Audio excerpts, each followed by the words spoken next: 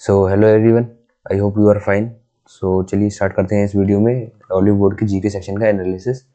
ठीक है, for CGL mains के लिए। तो अगर अपनी ये मॉक टेस्ट अटेम्प्ट किया होगा तो आपको उसका अपना स्कोर कमेंट में बता दीजिए। ठीक है, तो हम इसका जीके सेक्शन का एनालिसिस करेंगे। हमने ये पूरा टेस्ट अटेम्प्ट भी किया है, तो आप उसकी वीडियो भी जाकर देख सकते हैं, डिस्क्रिप्शन में लिंक है उसकी। ठीक है,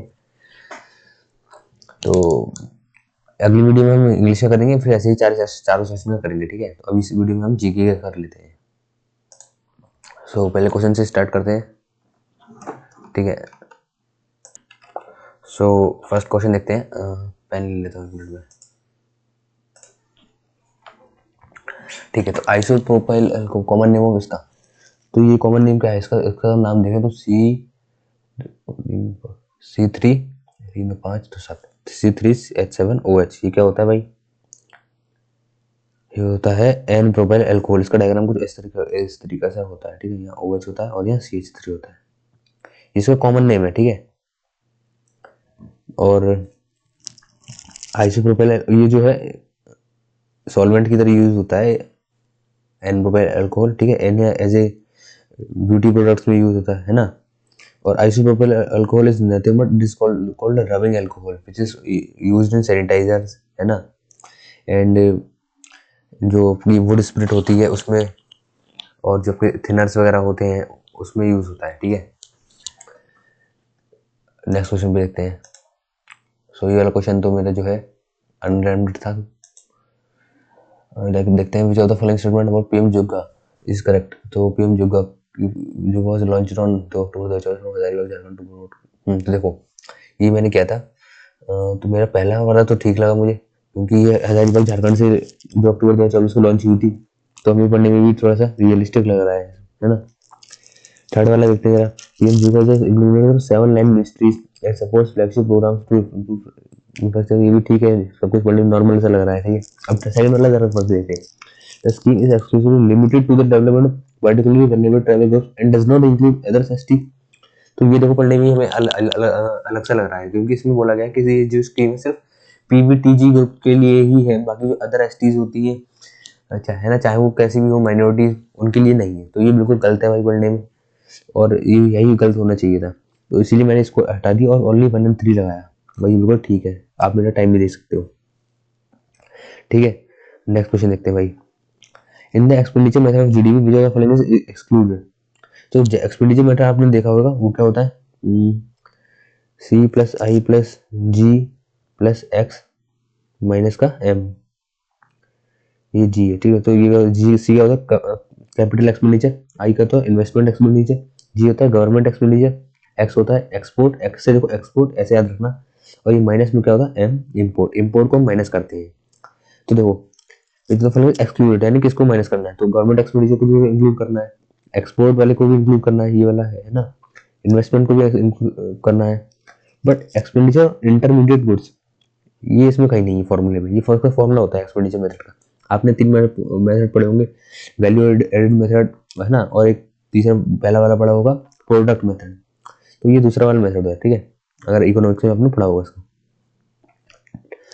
नेक्स्ट क्वेश्चन देखते हैं भाई। Consider following statement about round table conference. तो देखो 3 राउंड टेबल कॉन्फ्रेंस हुई थी 1930, 31, 32 में। ठीक है, जिसमें गांधी जी ने 1931 वाली में पार्टिसिपेट किया था, कांग्रेस ने सिर्फ सेकंड वाली में पार्टिसिपेट किया था। ठीक है, एंड B.R. अम्बेडकर ने तीनों में किया था। अब इसके बारे में बात करी गई है सेकंड वाले की, तो क्या है? This conference recognise the right of Indians to be consulted in the matters of framing constitution of India. Incorrect बताना है, देखो इनकरेक्ट बताना है। ठीक है, तो पहला वाला तो सही है, जिसमें इंडिया की आज़ादी के लिए कुछ राइट्स की बात चली थी, फिर है ना। और ऑल राउंड टेबल कॉन्फ्रेंस पर बैकवर्ड बाय कॉन्फ्रेंस नो। सो सारी नहीं, सेकंड वाली में तो पार्टिसिपेट किया गया था, तो only 2 is wrong, first is correct. ठीक है, तो क्या है? 2 इज रॉन्ग, ओनली 2 सही है। और फिर ऐसे ही जब ये हो गई थी तो 1932 में एक पुणे पैक्ट भी साइन हुआ था गांधी जी और B.R. अम्बेडकर के बीच। अब वो क्यों हुआ था वो आप लोग मुझे कमेंट में बताना। नेक्स्ट क्वेश्चन देखते हैं। एक मिनट, पेन चला गया। Which of the following correctly describes the chemical properties of DNA nucleotide? तो देखो DNA nucleotide क्या होता है? एक नाइट्रोजनस बेस होता है, यस, और 1A और B में तो है। ये पूरी ना pyrimidine बेस तो नहीं होता भाई, ये नाइट्रोजनस बेस होता है, चाहिए। A protein molecule and pentose sugar, a ribose sugar and phosphate group arrange linearly, a oxyribose sugar and phosphate group link together. Yes, देखो ऐसे डीएनए में आपने पढ़ा हुआ, ऐसे आपस में लिंक्ड होते हैं अमीनो एसिड्स के ऐसे ऐसे, है ना। और ये नाइट्रोजन बेस होता है, मेड अप ऑफ प्रोटीन और type of histone and other, है ना। तो मैंने ये इस लगा दिया बी वाला। 88% जिंदा का सही है, तो भाई आसान है। मेरे मतलब नक्शा स्कीम, देखो नक्शा स्कीम पढ़ने में लग रहा है कि किसी नक्शे की बात चलेगी, किसी मैप वगैरह की, तो इसलिए हमने ऑप्शन सी को लगाया। तो पहले से सारे ऑप्शन को देखते हैं। Promote rural tourism, rural tourism की बात नहीं चल रही इसमें। मॉनिटर एयर पोल्यूशन का भी देखो कहीं नक्शे नाम से कुछ रिलेशन नहीं है। और encourage private real estate development, no. Modernise urban land survey process and maintain accurate land records, हाँ तो ये है नक्शा से, ठीक है। नेक्स्ट क्वेश्चन देखते हैं। ये मैं आपको अपने तरीके बता रहा हूँ कि किस तरीके से मैंने सॉल्व की जीके में, ठीक है। So which of the following crops are cultivated plantation agriculture. Plantation agriculture देखो तब होता है जब हम कोई बहुत ही बड़े एरिया पे प्लांट्स को उगाते हैं, स्पेशली फॉर सेलिंग। इसको हम कमर्शियल एग्रीकल्चर भी बोलते हैं, प्लांटेशन में भी यही करते हैं बिल्कुल। सो देखो पाम ऑयल को तो हम बेचने के लिए ही लगाते हैं, इतना कोई खाएगा तो नहीं। ब्लैक पेपर को भी और रबर को भी। So all of the above, ठीक है, इजी क्वेश्चन। नेक्स्ट देखो देखते हैं भाई।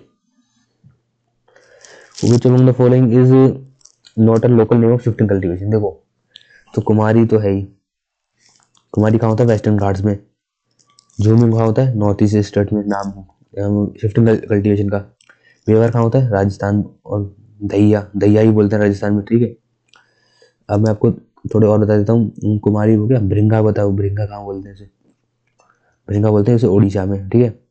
और रोका बताओ, रोका वेनेजुएला में बोलते हैं, ठीक है। छेना क्या बोलते हैं, छेना वियतनाम में बोलते हैं, छेना शायद आई थिंक श्रीलंका में बोलते हैं ना। कोनू को भी बोलते हैं, ठीक है। और लडांग बोलो, लडांग बताओ, लडांग बोलते हैं इंडोनेशिया में, है ना। और तो वैसे ही पर नीरा वाली ये कुछ इसकी कहीं कहीं पे नहीं पढ़ा हमने, है ना। ये सब तो हमने पढ़े ही है, तो उसमें option D is the right answer. तो इसीलिए हम नेक्स्ट क्वेश्चन में चलते हैं भाई। Consider the following statements.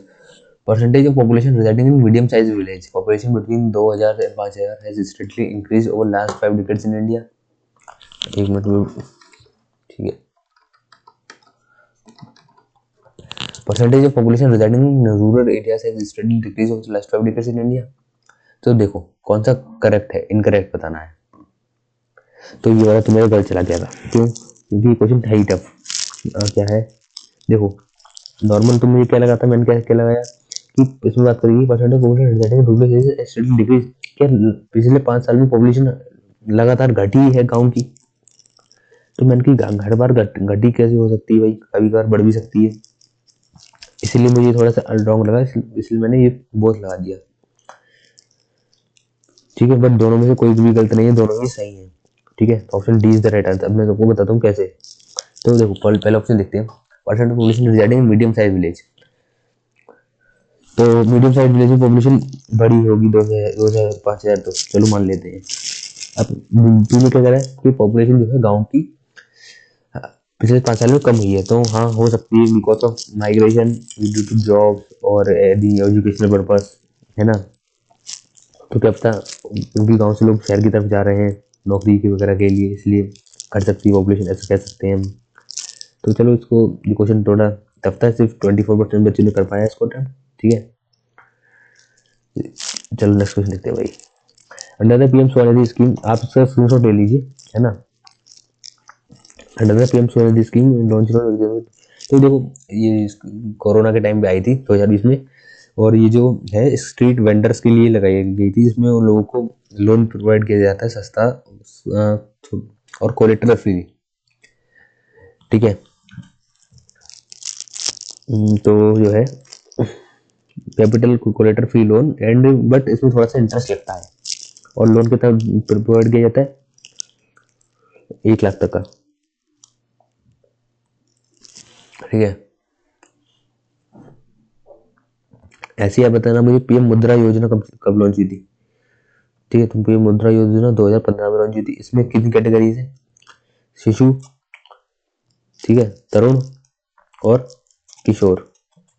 तो इसमें बताओ कितने कितने कितने का लोन है। तो शिशु में आई थिंक 0 से 50,000 तक का है ना। एक मिनट,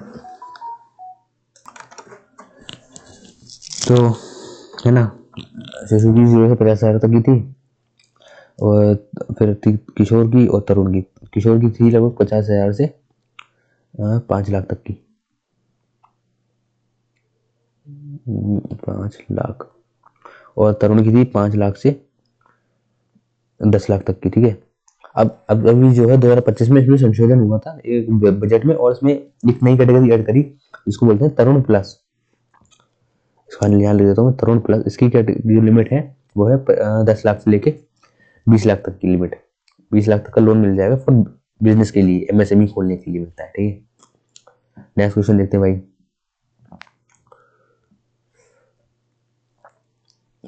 कौन सा था, consider following instrument about Pitt's India Act 1784। तो commercial political activities of Indian company in India were separated, yes. हाँ, वो पिट्स इंडिया एक्ट से सेपरेटेड करी थी ईस्ट इंडिया कंपनी को। और principle of indirect relation was introduced for the first time, no यार, ये वाला बिल्कुल गलत है ना। तो only one is correct, one is correct and 2 is incorrect, ठीक है। तो ये इजी था। इस वाले को देखते हैं जरा। Gauss exclusion principle states act, competitive exclusion क्या कहता है। देखो इस नाम से पता चला है कॉम्पिटिटिव, यानी कॉम्पिटिशन की बात चल रही होगी। तो कॉम्पिटिशन देखो कौन से में है। टू स्पीच कैन आल्सो कोएक्सिस्ट, दो स्पीच आपस में एक साथ रह सकती हैं। दूसरे में देखते हैं closely related species compete only when resources are abundant. जब रिसोर्सेज बहुत ही ज्यादा मात्रा में तो ये आपस में क्यों कम्पीट करेंगी भाई, जब रिसोर्सेज कम होती हैं तभी तो कम्पीट करती है। तो ये वाला तो बिल्कुल होना नहीं चाहिए। Competition occurs only among animals, सिर्फ एनिमल्स के बीच में कंपटीशन होना चाहिए, नहीं भाई, वो तो किसी के बीच भी हो सकता है, प्लांट्स में भी होता है, जो आपने देखने होगी। होस्ट एंड, जैसे आपने कसकटा का एग्जाम्पल देखा होगा, अमरवेल जो होती है अपने उसको, जो उसका वो होता है, उसको होस्ट होता है, उसको खा लेती है, उसकी एनर्जी अपनी खुद लेती है ना। One species eliminate other when the competing for same resources, yes, ये तो यार लॉ ही है ना, एक ग्लोबल लॉ है, यूनिवर्सल लॉ है। जब दो लोग आपस में एक कॉम्पिटिटिव एक चीज के लिए लड़ेंगी, जब वो उन दोनों को चाहिए, है ना। जैसे कि आप लोग हाँ सरकारी नौकरी के लिए लड़ रहे हैं आपस में, है ना, एकदम नॉर्मल है यार ये तो। चलो, Rajya Sabha can not discuss the provisions of a bill that is decided by speaker of bill. यार ये वाला क्वेश्चन मेरा कल चला गया था, इसलिए मिस्टेक हो गई थी यार। तो देखो पहले देखते हैं कौन सा करेक्ट है। तो राज्यसभा मनी बिल पे देखो, मनी बिल जो है सिर्फ लोकसभा में ही डिस्कस होगा, और लोकसभा वाले ही इसको पास करेंगे। ये राज्यसभा में जाएगा तो पर राज्यसभा इसमें कोई भी अमेंडमेंट नहीं कर सकती, ना ही कोई इसमें एडवाइस दे सकती है, और अगर देगी भी तो लोकसभा के ऊपर बाइंडिंग नहीं है, माने या ना माने। और फिर राज्यसभा की अगर कुछ नहीं करती है तो 14 दिन के अंदर वो राष्ट्रपति के पास जाएगा, राष्ट्रपति उसे पास कर देगा, और वो एक विधेयक बिल जो है एक्ट बन जाएगा। ये थी मनी बिल। मनी बिल के लिए राज्यसभा की कोई पावर नहीं है। तो ये फर्स्ट वाला तो बिल्कुल सही है।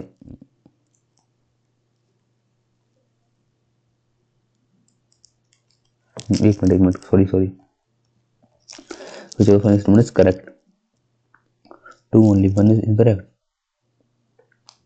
okay, so one only incorrect माना है, cannot discuss the provisions of a bill। तो यार ये पता नहीं क्या है, पहले टू देखते हैं। Lok Sabha can not vote on expenditure data charge from the consolidated fund of, ये तो कर सकती है ना।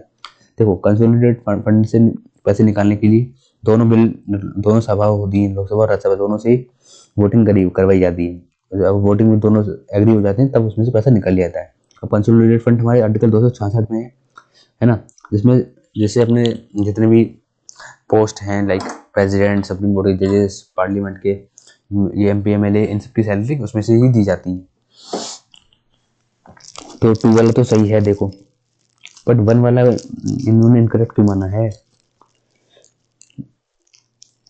तो इसको बाद में डिस्कस करेंगे यार। मैं टेलीग्राम पे इसका आंसर बता दूंगा आपको थोड़ा सा ब्रीफ में अच्छे से। नेक्स्ट देखते हैं, consider following statement. Government can not promote any religion, government schools can not promote any religion, yes one is correct. The government, especially like law courts, police station officers, are not supposed to display or promote any religion, yes. Intervention in the religion based personal laws of community, yes. तीनों ही सही हैं, ठीक है, all are correct. कि मतलब कोई government, हमारा देखो इंडिया एक सेकुलर देश है, जिसमें कोई भी एक पर्टिकुलर धर्म को आगे नहीं बढ़ाया जाएगा, ठीक है, ना ही कोई सरकारी व्यक्ति उसके प्रमोट करेगा, ना ही कोई ऑर्गेनाइजेशन, और किसी भी धर्म के मामले में कोई बंदा हस्तक्षेप भी नहीं करेगा। यही ऑप्शन 33 में बात करी गई है, ठीक है। रिलीजन के जो कानून होते हैं उनको वो जैसे हैं वैसे ही चलते रहेंगे। तो फिर मम्मी कौन सा क्वेश्चन आ गया भाई, कंप्यूटर का क्वेश्चन आ गया।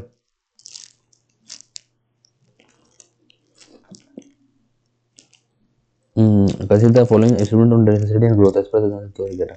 देखो बिहार की हाईएस्ट पॉपुलेशन डेंसिटी है, ये तो हमें पता ही है, 2011 के हिसाब से हाईएस्ट पॉपुलेशन भी बिहार की है, ठीक है। Nagaland was the only state to record negative decrease, yes Nagaland की नेगेटिव है, तो बोथ आर करेक्ट। बहुत ही इजी क्वेश्चन, वेरी इजी।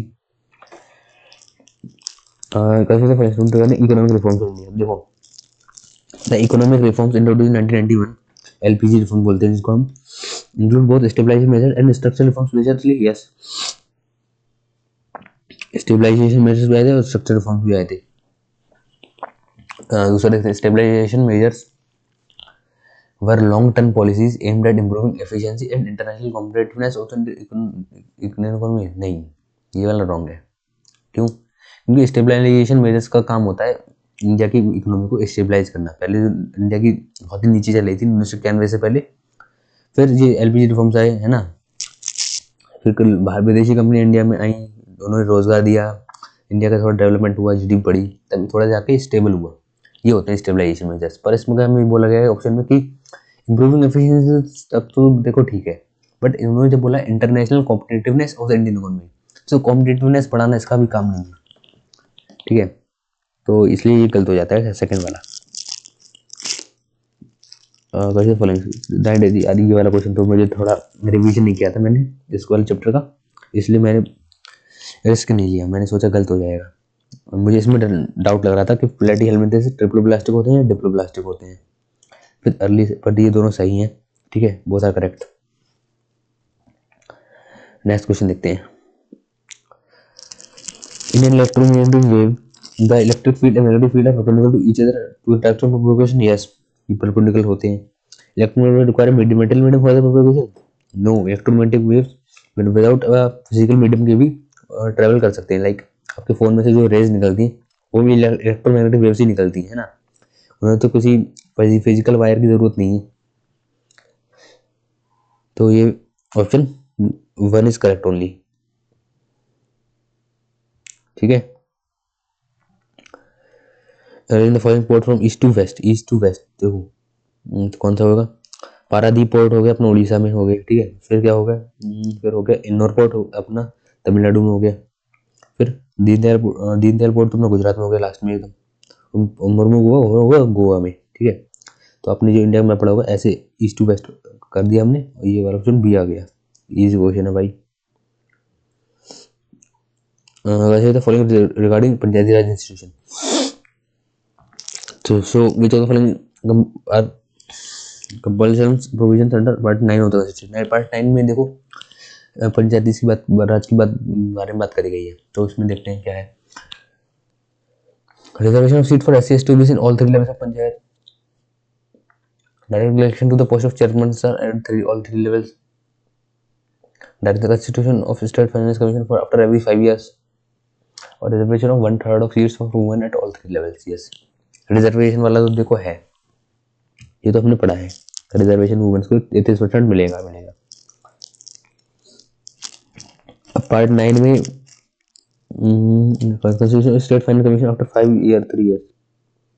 देखो ये वाला बिल्कुल गलत है, ऑप्शन 2। क्यों? क्योंकि इसमें बोला गया direct selection to the post of chairperson at all 3 levels, यानी जितनी पंचायत की तीन तीन लेवल है, तीनों में जो चेयरपर्सन वो डायरेक्ट उसका इलेक्शन होगा क्या? ये बात कही गई है। पंचायत के 3 लेवल होते हैं ना, तो ये बिल्कुल गलत है। और 3 लेवल पंचायती राज किसकी सिफारिश पे आई थी? बलवंत राय मेहता की सिफारिश पे, है ना, रिकमेंडेशन पे। और अशोक मेहता की कमेटी पे रिकमेंडेशन पे 2 टीयर पंचायती राज आई थी। 2 टीयर वाली बेसिकली नॉर्थ ईस्ट वाले एरियाज में है, बंगाल में भी है 2 टीयर ही है, बाकी अगर हम अपनी नॉर्थ में तो 3 टीयर है। प्रमोशन देखो, रिजर्वेशन SC ST और OBC के लिए तो बात है, दिया गया है, माना, बट इसमें ऑल 3 लेवल्स ऑफ पंचायत के बारे में बात नहीं करी गई है ना, ये इसमें क्लैरिफाई नहीं है। तो हम जो है पहले और दूसरे ऑप्शन को तो हमने हटा ही दिया, चौथा वाला बिल्कुल सही है। तो चौथे वाले के संग और कुछ तो बन रहा है,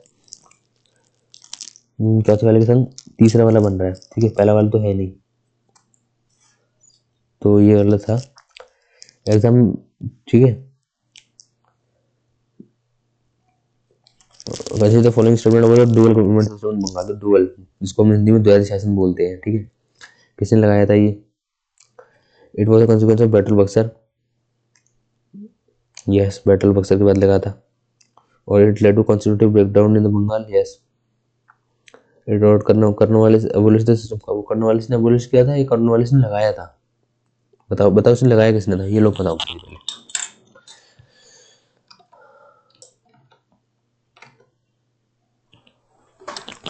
हाँ तो देख लो, डुअल गवर्नमेंट लगा कब था ये? तो ये लगा था, मगर बैटल बक्सर कब हुआ था? 1764 में हुआ था, इसी के जस्ट अगले साल लगा था, जब इलाहाबाद की ट्रीटी हुई 1765 में, उसके बाद लगा बंगाल, बिहार और उड़ीसा में। एंड इसे लगाया था किसने? रॉबर्ट क्लाइव ने, यस, रॉबर्ट क्लाइव। एंड इसमें ये फैसला हुआ था कि दीवानी और फौजदारी जो राइट्स थे, दीवानी वाले राइट अंग्रेजों के पास रहेंगे और फौजदारी वाले राइट मुगलों के पास रहेंगे। दीवानी यानी इन द सेंस जितना भी रेवेन्यू वाला काम होगा, पैसों से रिलेटेड काम, वो अंग्रेज करेंगे। और फौजदारी यानी कि फौज, आर्मी, डिफेंस, है ना, पुलिस वगैरह, ये सब मुगल्स करेंगे, ठीक है। नेक्स्ट क्वेश्चन देखते हैं। Following with reference to the demand of money in economy. तो demand of money, the transaction demand for money is greater than the total volume of transaction in the economy over a period. Transaction demand for money is greater than total volume transaction, नहीं भाई, ये कैसे हो जाएगा? ये तो बिल्कुल, देखो इसमें मतलब है जितना हमारे पास टोटल वॉल्यूम है ट्रांजेक्शन का, उससे ज्यादा हो जाएगा demand. Demand for money is greater than total volume transaction, नहीं, टोटल वॉल्यूम से ज्यादा नहीं हो पाता है। In increase in the nominal GDP implies a decrease in the transaction demand for money in the economy. Increase in the nominal GDP में अगर increase होगा तो क्या demand, transaction demand of money में डिक्रीज होगा? तो ये भी ऐसे नहीं कह सकते हम कि होगा ही होगा, ऐसा कोई स्पेसिफिक नहीं है, ठीक है। तो इसका आप स्क्रीनशॉट ले लीजिए, बहुत ही कम बच्चों ने अटेम्प्ट किया इसको 17% बच्चों ने, ठीक है। नेक्स्ट क्वेश्चन देखते हैं। Clear light of day which was shortest for the मान बुक प्राइस का इज नोवेल रिटन बाय, ये अनीता देसाई की पुस्तक है, ठीक है। और रॉय कौन सी है भाई? The God of small things किसकी है?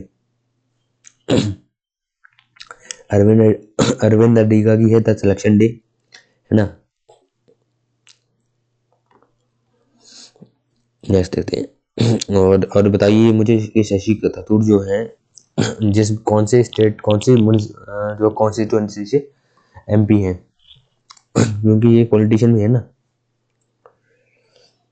Pankaj Mishra book published in Italy the year which was address the conflict in the west rolls in was the word after Gaza, yes, ये करंट अफेयर का क्वेश्चन है यार, अभी 2025 का ही है ना। तो जब गाजा वाली लड़ाई चली थी, इजराइल वाली और हमास वाली, तब ये लिखी गई थी इन्होंने, पंकज मिश्रा ने। Next question, which of the following is not true about physical health index initiative? So सारे ऑप्शन पढ़ते हैं जरा। The physical health index initiative by NITI Aayog aims to evolve in understanding of the physical health of the states in India. Yes, in states की physical health को understand करने के लिए ही ये आयोग इंडेक्स करवाया गया नीति आयोग के द्वारा कंडक्ट। ठीक है, पहला वाला ठीक है बिल्कुल। The FHI increase in analysis covers 18 major states that drive the Indian economy. 18, चलो मान लो ये हमें नहीं पता कि 18 है कि 20 है 19, ठीक है। अगला देखते हैं, analysis considers the contribution of states to India GDP, demography, total public expenditure, revenue and overall fiscal deficit. Yes, ये तो बिल्कुल पढ़ने में जर्नलिस्टिक लग रहा है, एकदम सही है। चौथा देखते हैं, physical health index 2025 is based on comprehensive set of indicators that are grouped into 7 broad categories. मान लो हमें ये भी नहीं पता, ठीक है, तो पहला और तीसरा तो होंगे नहीं, हमसे इनकरेक्ट पूछा गया है ना। सो कैसे करेंगे इसको एलिमिनेट? देखो 18 मेजर स्टेट कह रहा है इसमें, और इसमें कह रहा है कि comprehensive set of data group into 7 broad category, तो भाई इसमें हम एलिमिनेट नहीं कर सकते। ये आपकी जो है नॉलेज का एक खेल था, अगर आपको इसके बारे में पढ़ा होगा तो आप इसको कर लेते, वरना आप जो है कम से कम 2 ऑप्शन तो एलिमिनेट कर लिए। अगर आपको तुक्का लगाना भी है तो आप इन दोनों बी और डी में से ही लगाना, ये इसका फायदेमंद है। देखो एग्जाम में हमें तुक्के लगाने हैं, मान लो अगर अटेम्प्ट बढ़ानी है तो हमें तुक्का उस क्वेश्चन में लाएंगे जिसमें हमने कम से कम 2 ऑप्शन तो एलिमिनेट कर ही दिए हो, है ना। और उस क्वेश्चन में बिल्कुल मत लगाना जिसके चारों ही ऑप्शन को नहीं पता, तो हमने 2 ऑप्शन एलिमिनेट कर दिए, तो हम बी या डी में से ऑप्शन लगा देंगे कहीं भी तुक्का, तो उसमें डी वाला सही चला गया, ठीक है। सो ये आखिरी क्वेश्चन था जीके का, ठीक है। तो अगर आपको वीडियो अच्छी लगी, एनालिसिस अच्छा लगा हो तो यार वीडियो को लाइक कीजिए एंड चैनल को सब्सक्राइब कीजिए ऐसी और वीडियोस के लिए। और अगर आपको कोई डाउट हो कहीं पे तो, है ना, ये सजेशन हो तो कमेंट में दे सकते हैं। एंड एक टेलीग्राम ग्रुप पे भी जुड़ जाइए, डिस्क्रिप्शन में उसकी लिंक है, वहाँ से मैं आपको क्लास के अपडेट्स और PDF वगैरह प्रोवाइड करता रहूँगा। और ऐसे ही हम नेक्स्ट वीडियो लाएंगे कंप्यूटर की, और फिर जो है इंग्लिश की भी लेके आएंगे, ऐसे ही चारों सेक्शन की लेके आएंगे, ठीक है भाई, बाय।